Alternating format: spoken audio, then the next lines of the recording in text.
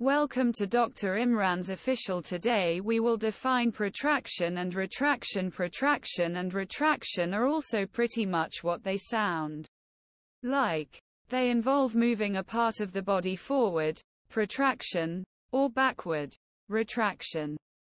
In addition to being moved up and down, the mandible can also be moved forward or backward. When the mandible moves forward, ending in an underbite, that's mandible protraction. When the mandible moves backwards, ending in an overbite, that's mandible retraction.